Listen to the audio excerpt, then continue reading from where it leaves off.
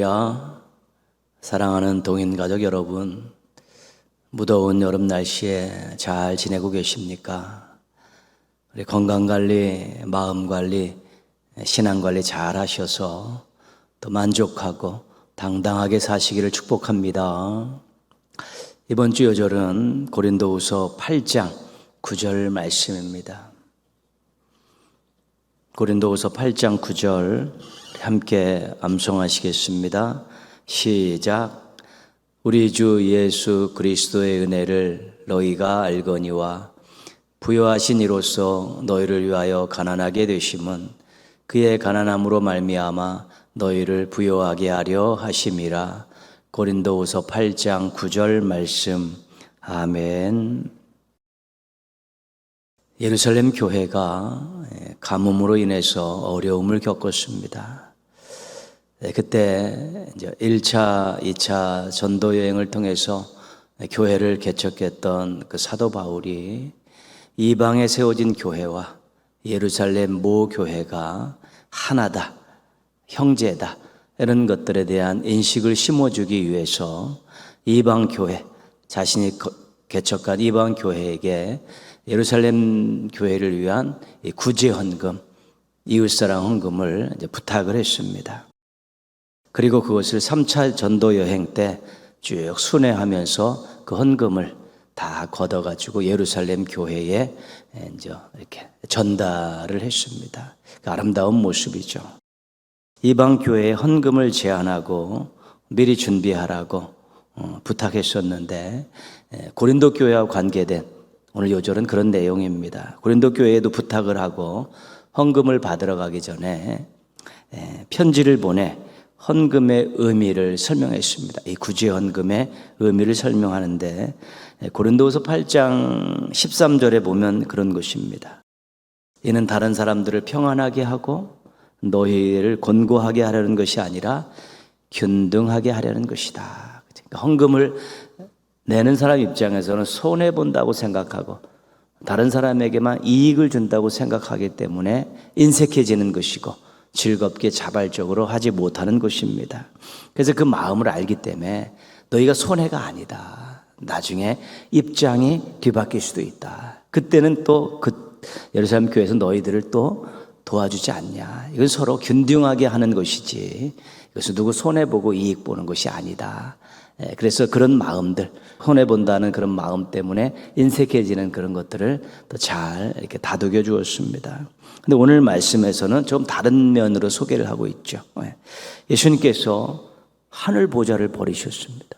이 땅에 마국간에 태어나셨고 갈릴리 지역이라는 그 연약한 시골 동네에서 자라서 거기서 활동을 했죠. 예수님은 실은 가난하게 되신 분입니다. 그리고 오셔서 고난도 받고 죽임도 당하셨기 때문에 예수님께서 하늘 보좌를 버리고 이 땅에 오셔서 가난하게 사시다가 비참하게 죽으신 것은 바로 너희를 부유하게 하기 위해서 그런 것 아니냐. 예수님 가난함 때문에 너희들이 부유하게 됐다. 이것을 강조하는 것입니다. 예수님의 가난함이 너희에게 부유함이 됐듯이 너희들이 구제 헌금을 해서 너희가 좀 가난해질 수는 있지만 그것이 누군가에게 부유하게 된다면 그것은 너희들이 예수님을 잘 믿는 것이고 잘 따라가는 것이고 예수님을 닮는 것이 아니냐. 그러니까 예수님을 닮고 따라간다는 마음을 가지고 너희가 조금 가난하게 돼도 누군가가 부유하게 된다는 그런 마음 가지고 예수님처럼 구제 헌금에 참여하라. 그렇게 권면하고 있는 것입니다.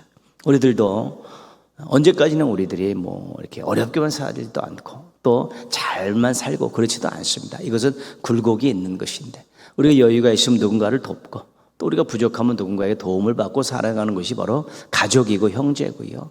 또 그렇게 조금 손해를 보는 듯 살아가는 것이 예수님을 닮아가고 예수님을 따라가는 것입니다.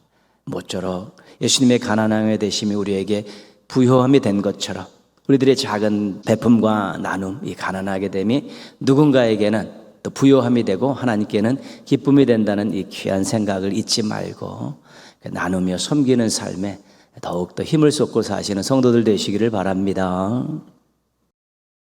찬송가 264장 함께 찬송하시겠습니다. 찬송하신 후에 장윤건 권사님께서 기도 인도해 주시겠습니다.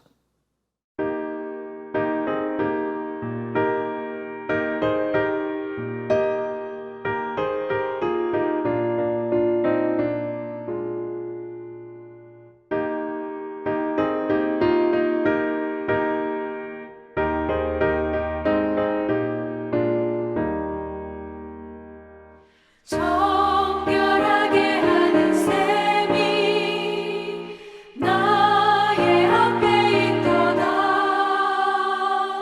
성령께서 권고하신 죄 씻으라 하시네. 찬양하리 찬양하리 죽임 당한 어린 양 주께 영광 돌리어라. 우리 죄를 씻어주셨네. 나의 가는 길이 좁고 내 뜻대로 안 돼도 모든 욕심 다 버리고 주만 따라가겠네. 찬양하리 찬양하리 죽임 당한 어린 양 주께 영광 돌리어라. 우리 죄를 씻어주셨네. 나의 마음 제단 위에 불길같이 타올라. 영원토록 찬양하며 주께 영광 돌리네. 찬양하리 찬양하리 죽임 당한 어린 양 주께 영광 돌리어라. 우리 죄를 씻어주셨네.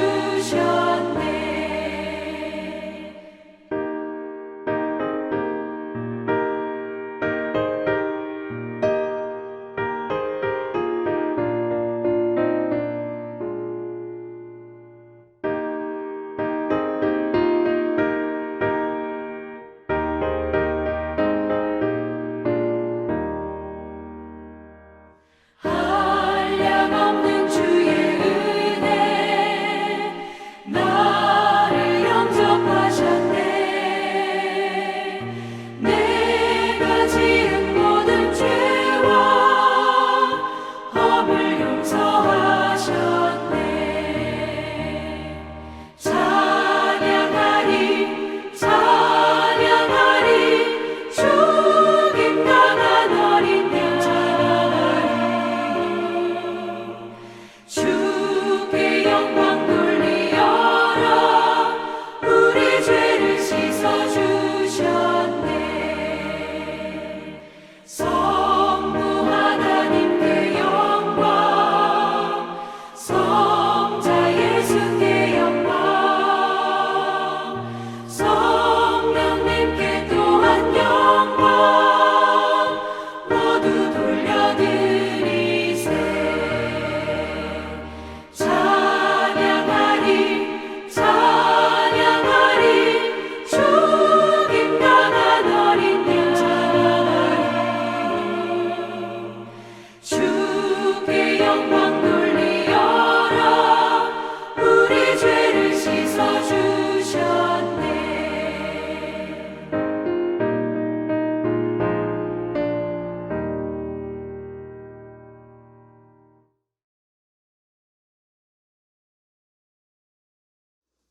하나님 아버지, 저희 동인의 성도들이 주중 예배로 함께 드릴 수 있음을 감사드립니다.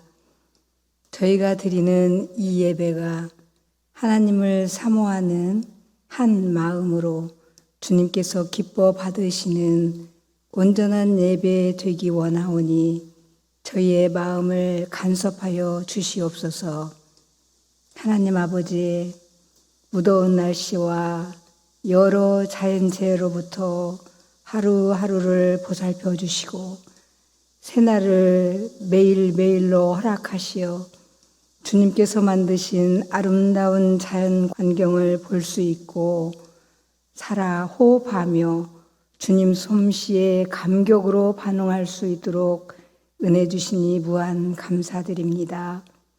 저희에게 허락하신 호흡 있는 모든 날들을 마음껏 찬양하며 주님 말씀에 순종하며 살게 하옵소서. 하나님 아버지, 저희 동인의 성도들 일일이 기억하시어 신실하신 주님의 약속의 말씀에 의지하여 간구하는 간절한 기도들이 응답의 기쁨으로 열매 맺기를 소원합니다. 특별히 육신의 연약함으로 고통 중에 부르짖는 성도에게 치유의 은혜를 허락하여 주시옵소서. 하나님 아버지, 주의 얼굴빛을 저희 동인교회로 향하여 드시사 주님께서 맡기신 양 같은 저희들을 옳은 길로 인도하도록 세우신 주의 종에게 하늘의 능력으로 충만하게 채워주시옵소서. 저희 동인의 성도들이 서로 사랑하며 아름다운 하나님 나라 만들어가는 공동체 되게 하여 주옵소서. 그렇게 하여 주실 것을 믿으며 예수님 이름으로 기도합니다. 아멘.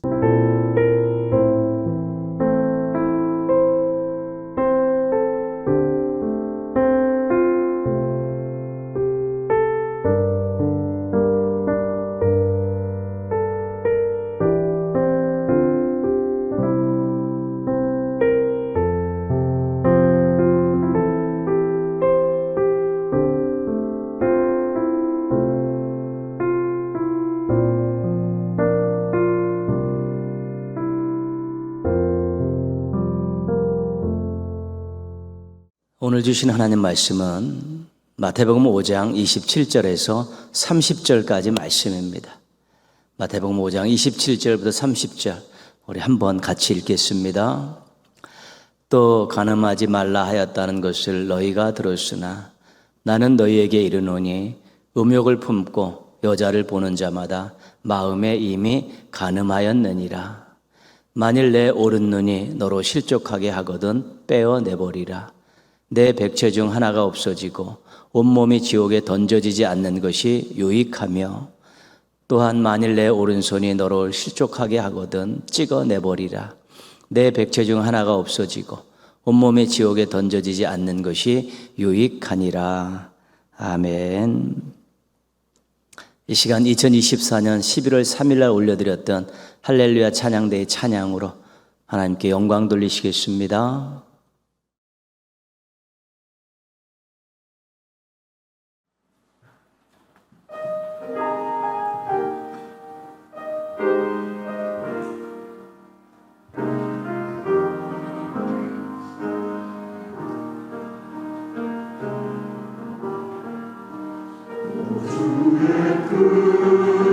주의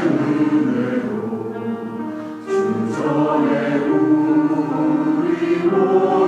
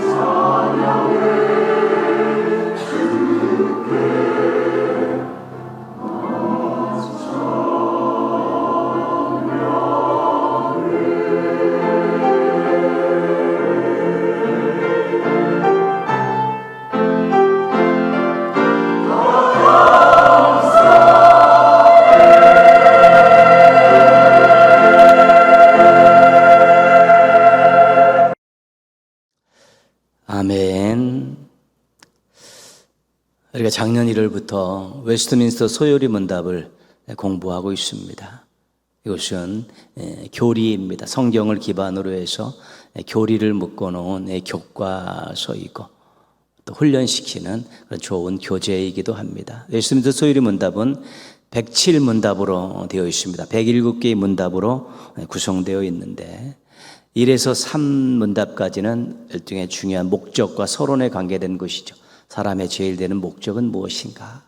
이 제일 되는 목적을 이루게 하기 위해서 하나님께서 지시하신 유일한 법칙은 무엇인가? 하나님께서 지시하신 유일한 법칙인 성경은 어떤 것들을 가르치고 있는가? 이것이 1문답, 2문답, 3문답의 내용입니다. 그리고 4에서 38문답은 유일한 법칙인 성경이 가르치는 첫 번째 주제, 믿음에 대한 내용이고요. 39에서 107문답은 유일한 법칙인 성경이 가르치는 두 번째 주제인 의무에 대한 그런 내용입니다. 믿음편, 의무편, 이게 두 가지로 나눌 수 있습니다. 하나님께서 사람에게 요구하시는 의무는 하나님이 계시하신 뜻에 복종하는 것이죠. 하나님 말씀에 하나님의 뜻에 복종하는 것이고요. 하나님께서 복종의 법으로 처음 계시하신 것은 도덕법입니다. 이렇게 살아야 된다. 도덕법입니다.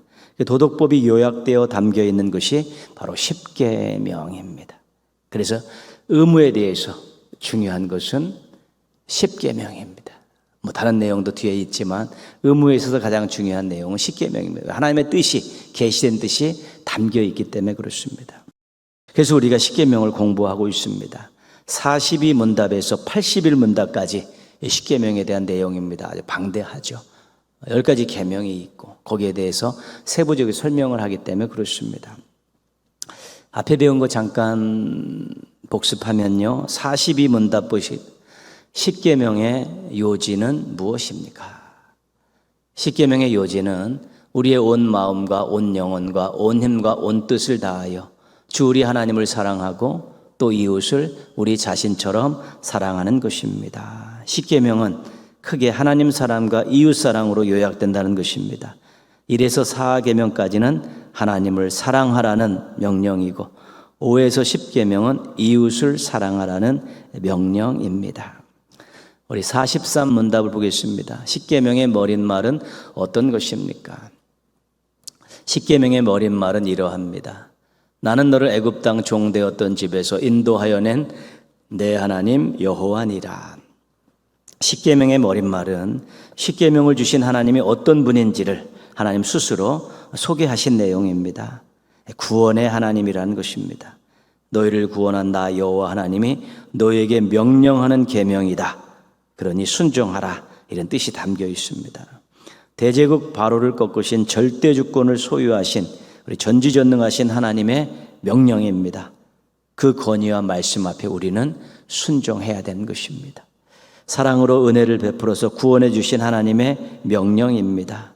그 은혜에 감사하며 순종해야 합니다. 십계명 1에서 4계명은 하나님 사랑에 대한 내용이죠. 우리가 4개 배웠는데요. 한번 보겠습니다. 나 외에 다른 신을 내게 두지 말라. 우상을 만들거나 절하거나 섬기지 말라.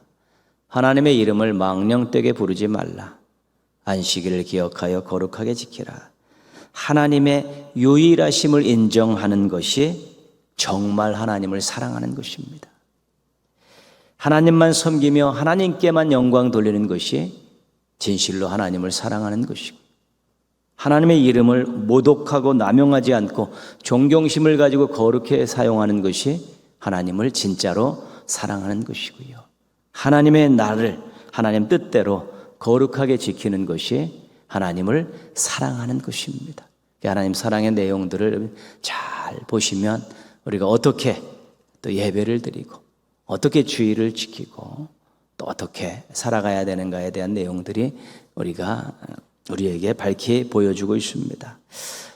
5에서 10계명은 이웃사랑에 대한 내용입니다. 보시면 5계명 내 부모를 공경하라.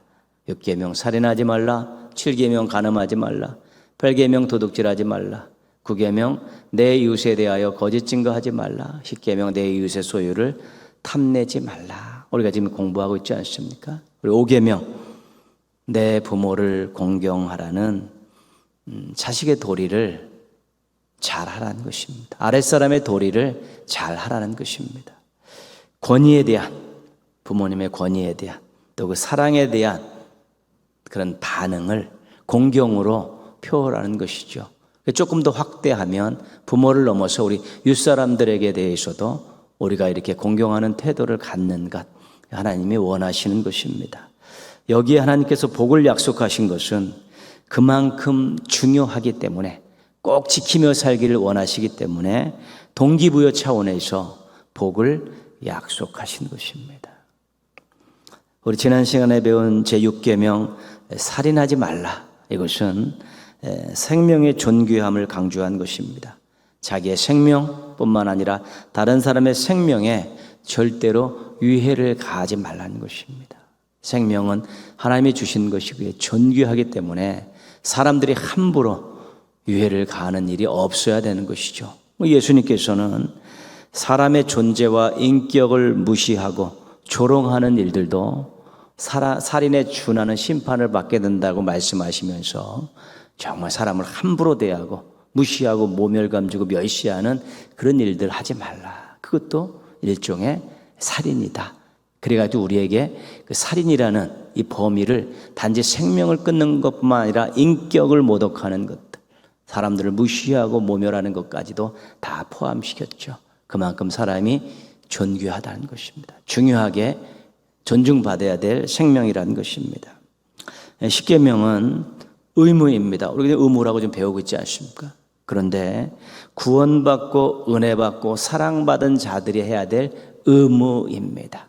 그냥 의무가 아닙니다. 그리고 지키면 하나님께 기쁨이 되고 다른 사람에게 유익이 되고 자신에게 복이 되는 의무입니다.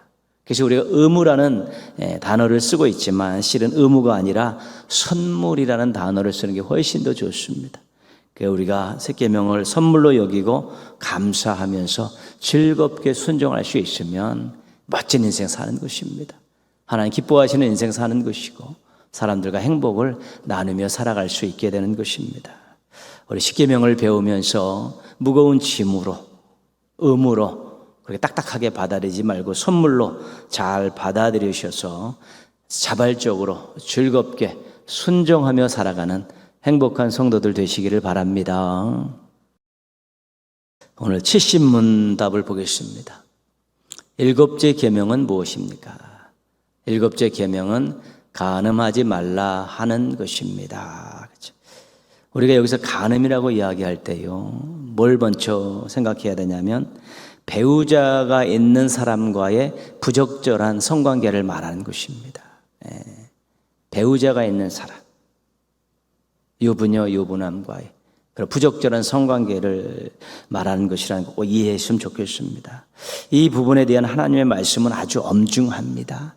신명기 22장 22절 보시면 어떤 남자가 유부녀와 동침한 것이 드러나거든 그 동침한 남자와 그 여자를 둘 다 죽여 이스라엘 중에 악을 제할지니라. 간음을 한 두 사람을 다 죽이라고 하신 것이죠.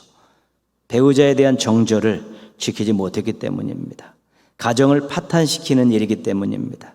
이것이 공동체 윤리를 무너뜨리는 악이기 때문에 그렇습니다. 우리 고대사회, 성경의 배경이 되는 고대사회는 일가 친척들이 공동체로 이루며 살았습니다. 함께 모여 사는 사람들이 많지 않았기 때문에 이 부부가정 공동체에게 모두에게 피해를 입히는 악행이 바로 간음이었습니다. 그래서 아주 엄중하게 생명을 앗아가는 하나님께서 그런 심판을 말씀하신 것입니다. 71문답 보겠습니다. 일곱째 계명에서 요구하는 것은 무엇입니까? 일곱째 계명에서 요구하는 것은 마음과 말과 행위에 있어서 우리 자신과 우리 이웃의 정절을 보존하는 일입니다. 자신과 이웃의 정절을 보존하는 것이 하나님께서 이 계명을 통해 요구하시는 것입니다. 남녀가 부부가 되는 것은 약속입니다. 자신의 몸과 마음과 인격을 걸고 평생 함께 하겠다는 약속입니다. 그래서 마음과 말과 행동으로 이 약속을 꼭 지켜야 됩니다. 부부라면, 가정을 이루고 있는 부부라면 간음하지 말라는 이 말씀 꼭 하나님의 어떤 뜻인지를 알고 하나님께서 정말 정절을 지키라는 요구가 있는 말씀이구나 알고 잘 지켜야 된다는 것입니다. 하나님의 뜻이기 때문에 그런 것입니다. 잘 지키려면 자기가 어떤 생각과 행동을 해야 된다는 것 당연히 그 내용을 분명히 인지할 수 있고 또 알 수 있기 때문에 간단하지만 그 의미를 더 깊게 설명해 주고 있는 것입니다. 72문답입니다. 일곱째 계명에서 금하는 것은 무엇입니까? 일곱째 계명에서 금하는 것은 모든 정숙하지 못한 생각과 말과 행동입니다. 조심하라는 것이죠. 보고 듣고 경험하는 것을 통해 성적인 유혹이 들어옵니다. 그런 생각이 들지 않도록 예방하고 그 생각이 들었을 때 빨리 떨쳐버려야 합니다. 음란과 관련된 말들을 삼가해야 됩니다. 그리고 성적 본능이 작동하는 환경을 만들지 말아야 되고 그런 일이 있을 때 적극적으로 거절해야 되는 것입니다. 보디발 집에서 보디발의 유혹 앞에 섰던 요셉의 단호한 태도가 우리들에게도 필요한 것입니다. 오늘 예수님의 말씀입니다. 27절 보시면요. 또 간음하지 말라 하였다는 것을 너희가 들었으니 간음하지 말라는 일곱 번째 계명과 또 신명기에서 강력하게 처벌한다는 말씀을 알고 있습니다. 들었다는 것이죠. 그래서 이것을 들었을 때 배우자가 있는 다른 남자나 여자와 절대로 내가 성관계를 하지 말아야겠다 이렇게 생각할 수 있습니다. 나는 그거는 자신 있다 이렇게 장담할 수 있습니다. 그런데 예수님께서는 그 정도로 안 된다는 것입니다. 그 정도 가지고 이 계명을 그렇게 이해해서는 안 된다는 것입니다. 28절입니다. 나는 너희에게 이르노니 음욕을 품고 여자를 보는 자마다 마음에 이미 간음하였음이니라. 일곱 번째 계명 시작할 때 말씀드렸듯이 이것은 배우자가 있는 사람에 대한 내용입니다. 이 간음은 배우자가 있는 사람은 이미 서로 사랑하고 약속한 사이입니다. 그 사람에 대해서 다른 남자와 여자와 약속을 하고 부부관계를 맺고 가정을 이루고 사는 그 사람에 대해서 음욕을 품으면 그것도 간음이라고 예수님께서 지적하고 계신 것입니다. 이미 마음으로 죄를 지었다는 것입니다. 간음에 준하는 죄를 지었다는 것입니다. 예수님께서는 그런 배우자가 있는 사람들과의 성적 관계를 맺는 그 행위 그거는 뭐 당연한 것이죠. 그건 뭐 당연한 심판이고 처벌 대상이죠. 그러나 그 이전에 품은 마음까지도 예수님께서 지적하고 계신 것입니다. 이 마음의 동기 여기서부터 시작되는 죄가 여기서부터 시작되기 때문에 여기서부터 살펴보라는 것입니다. 여기서부터 살펴서 여기서 근절하지 못하면 행동까지 나가기 때문에 이미 너희가 배우자가 있는 남자나 여자를 보고 음욕을 품으면 간음이다. 거기서부터 회개하고 거기서부터 다시 진행되지 않도록 처단하라고 촉구하시는 것입니다. 29절 30절 말씀 요약은 이렇습니다. 오른눈이 실족하면 빼버리는 것이죠. 오른손이 실족하면 잘라버리는 것이죠. 그렇죠? 그거 가지고 계속 그 짓거리 하고 있으면 결국에는 심판을 받을 수밖에 없는데 그거 안 하겠다고 빼버리고 그거 안 한다고 잘라버리면 조금 장애가 있는 몸이지만 그래도 하나님 나라 갈 때는 괜찮다는 것입니다. 그렇게 가는 것이 훨씬 낫다는 것입니다. 그만큼 조심하고 경계하고 단호하라는 것입니다. 눈을 빼는 심정으로 손을 잘라버리는 심정으로 이미 여기서 시작된 그 음란한 생각들과 간음에 준하는 생각들을 여기서부터 차단하라는 것입니다. 이빨을 꽉 물고 눈을 빼고 팔을 잘라내는 큰 아픔을 내적 아픔을 고통을 감내하면서 그것을 근절하고 단절하고 또 거절하고 돌아서라는 것이 예수님의 말씀입니다. 예수님께서는 간음을 마음으로부터 차단할 것을 요구하시는 것입니다. 그렇지 않으면 지키기가 어렵기 때문에 그렇습니다. 구약에서는 아까 우리가 신명기 말씀에서 보았듯이 간음하면 죽이라고 하지 않았습니까? 고대 사회는 가능한 일이지만 지금 사회는 그렇지 않습니다. 그럴 수가 없습니다. 그 신약에서는 예수님은 가늠하지 않도록 마음을 정결하게 가꾸라고 그렇게 말씀합니다. 누군가의 처벌을 생각하면서 인간적인 법률에 의한 처벌을 생각하지 마. 네 마음부터 정결하게 가지면서 그 가늠하지 말라는 말씀에 순종해라는 것입니다. 처벌은 받지 않지만 자신이 극복해야 될 일이라고 생각하고 그렇게 노력하라는 것이죠. 그런 의미에서 신앙은 자기와의 싸움이라는 면을 가지고 있습니다. 여기서 막 분노가 치솟아서 막 살인으로 가지 않아요. 분노가 치솟아서 막 욕을 내뱉고 나중에는 해를 가하고 나중에는 생명을 끊는 그런 일들이 있지. 그 살인하지 말라도 그런 내적 동기를 알기 때문에 입조심 먼저 하라고 예수님께서 말씀하신 거 아십니까? 간음도 마찬가지. 이 속에서 음욕이 막 불어 닥쳤는데 여기서 근절하지 않으면 그 발이 슬금슬금 가고 손이 슬금슬금 내밀어서 결국은 그런 짓거리를 하기 때문에 이 살인과 간음을 예수님께서 특별히 산상수훈에서 언급하시면서 근본적인 마음, 동기를 거기서부터 차단하라고 우리에게 요구하시는 것입니다.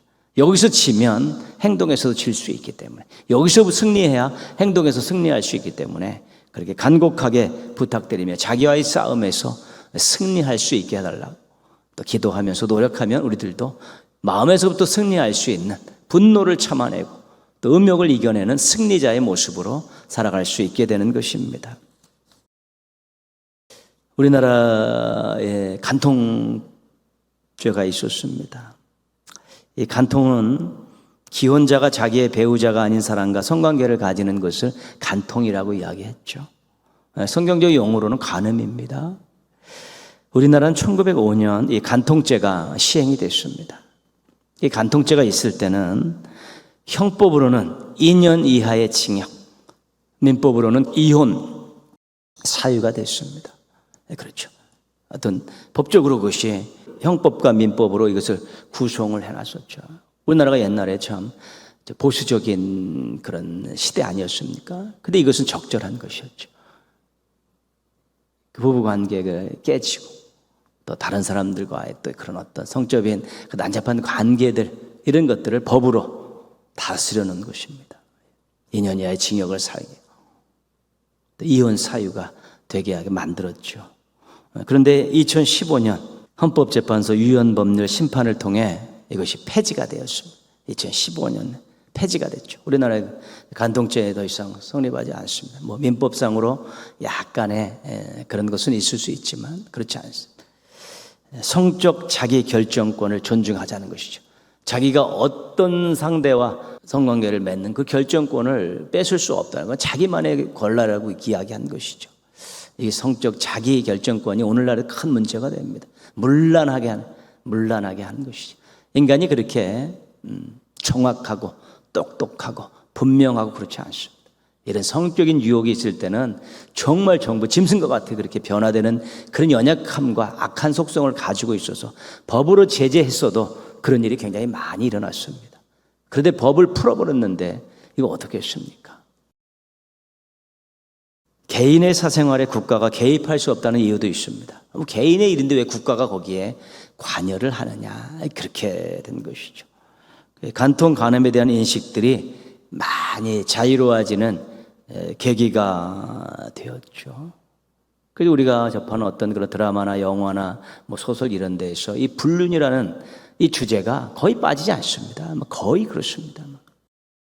그리고 우리가 조금만 외곽으로 나가고 또 조금 도심에 가도 그렇게 숙박업소들이 그들먹합니다. 그냥 불륜의 장소들을 상업용으로 이용하고 있는 것이죠.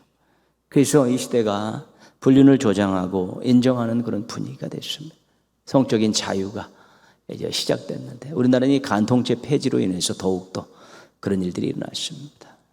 뭐 그것 때문에 또 여러 가지 일들도 많이 일어나고 무슨 또 어떤 그런 소설이나 드라마의 소재들이 되고 있는 것은 사실입니다.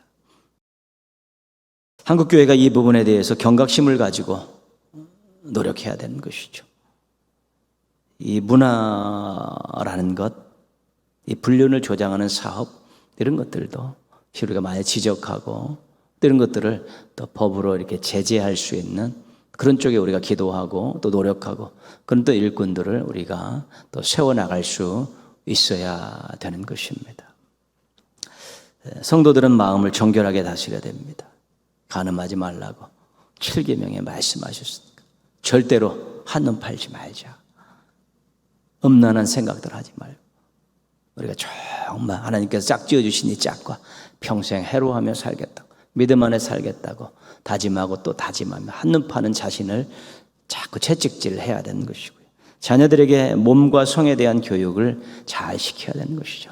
앞으로 시대가 젊은 세대에 가서 유혹들이 더 커져가기 때문에 자유분방해지기 때문에 신앙의 가정에서 교회에서 우리 자녀들의 성교육을 잘 해야 되는 것이고요. 하나님이 맺어주신 그 부부라는 고백을 가지고 서로 정절을 지킬 수 있도록 우리 교회에서도 또 잘 가르치고 또 좋은 모범적인 이상적인 부부들을 또 우리가 만들어내야 되는 것입니다.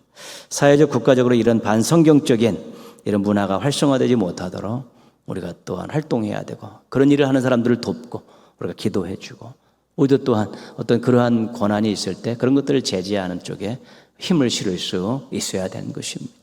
왜냐하면 인간이 사는 곳에는 하나님의 통치가 이루어지는 것이기 때문에 거기서 우리가 이 음란으로 인해 간음으로 인해서 가정이 파괴되고 인격이 파괴되고 사회 공동체가 정말 안 좋은 모습, 타락한 모습으로 가는 것을 우리가 더 이상 볼 수 없기 때문에 하나님께 보여드려서는 안 되기 때문에 신앙인들이 교회들이 그 부분에 대해서 노력을 해야 되는 것입니다.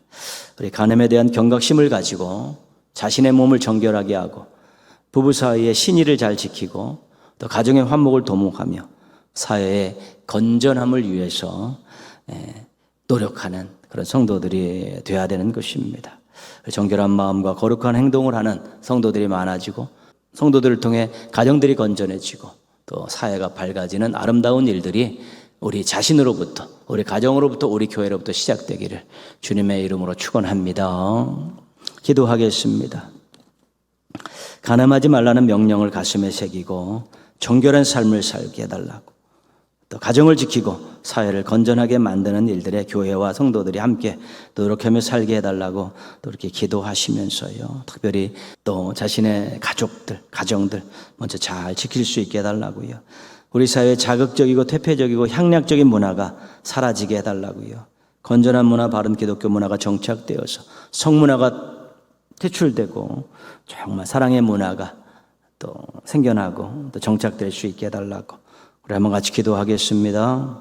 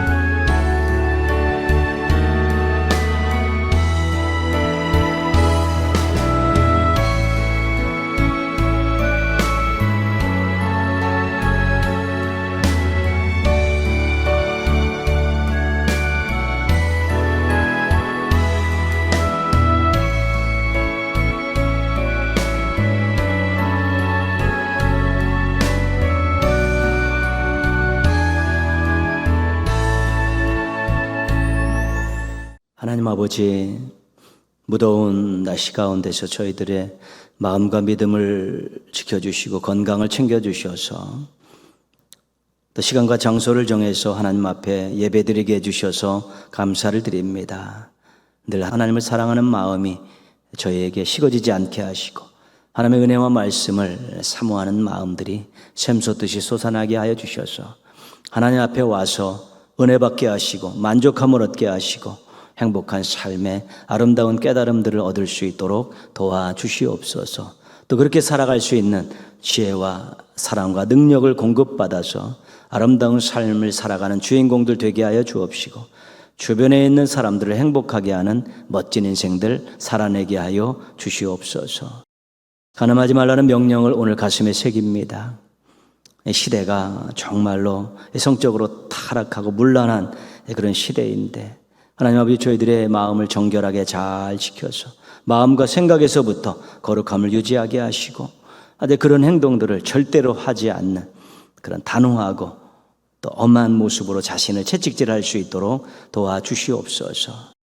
한국교회와 성도들이 또 하나님 아버지 이 나라의 자극적이고 퇴폐적이고 향락적인 문화를 또 이렇게 해결하기 위해서 노력하게 하시고 교회와 가정으로부터 건전한 가정문화, 교회문화, 바른 기독교 문화를 정착시키기 위해서 노력하게 하시고 이 분야의 지도자들도 많이 나와서 사회 곳곳에 자리하게 하여 주옵시고 나라에 또한 법률을 정하는 데 있어서도 귀한 역할들을 잘 감당할 수 있도록 도와주시옵소서. 하나님께서 만드신 이 성이 참으로 행복을 만들어가고 서로 사랑하는 아주 귀한 도구가 될 수 있도록 도와주시고 사람들에 의해서 이것이 잘못된 도구로 악을 저지르는 죄를 저지르는 도구로 또 전락하지 않도록 주님 붙들어 주시고 인도해 주시고 교회와 성도들을 통해서 그것을 지키게 하여 주시옵소서. 하나님 아버지 계속 폭염이 계속되고 있습니다. 우리 사랑하는 성도들 건강 지켜 주시옵소서. 하나님 아버지 또한 마음의 감정 관리들도 잘하게 하시고 특별히 신앙 게을러지지 않게 도와주시고 또 휴가를 보내면서도 정말 건전하게 잘 보낼 수 있게 도와주시옵소서. 이번 한 주간도 주님의 은혜 가운데 살게 하시고 주일날 함께 모여서 하나님께 기쁨을 안겨드리는 예배자들로 서게 하여 주시옵시고 평생 하나님과 동행하는 아름답고 행복한 성도들 되어질 수 있도록 은혜 위에 은혜를 베풀어 주시옵소서. 예수님의 이름으로 기도합니다. 아멘. 하늘에 계신 우리 아버지, 아버지의 이름을 거룩하게 하시며 아버지의 나라가 오게 하시며 아버지의 뜻이 하늘에서와 같이 땅에서도 이루어지게 하소서. 오늘 우리에게 일용할 양식을 주시고 우리가 우리에게 잘못한 사람을 용서하여 준 것 같이 우리 죄를 용서하여 주시고 우리를 시험에 빠지지 않게 하시고 악에서 구하소서. 나라와 권능과 영광이 영원히 아버지의 것입니다. 아멘. 예수로 사네 그 힘으로 사